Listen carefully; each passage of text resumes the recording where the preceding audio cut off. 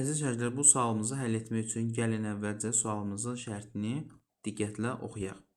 Ən kiçiyi rəqəmləri müxtəlif ən kiçik 3 rəqəmli ədədə bərabər olan 5 ardıcıl cüt ədədin cəmi neçədir?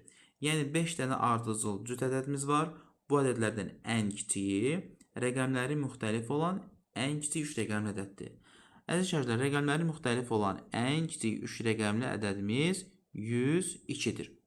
Və ardıcıl 5 cüt ədəd dediyinə görə digər ədədlər də 102-dən 2 vahid artıq olacaq. Yəni digər ədədimiz olacaq 104, daha sonra 106, daha sonra 108, daha sonra isə olacaq 110.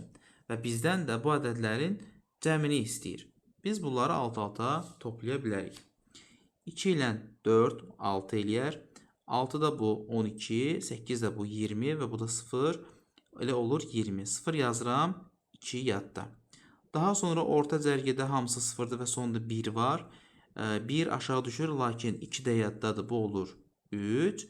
Və ən nəhayət ən sol üstündə isə 5 dənə 1-in toplamından, yəni 1, 1, 1, 1 və 1 olur 5.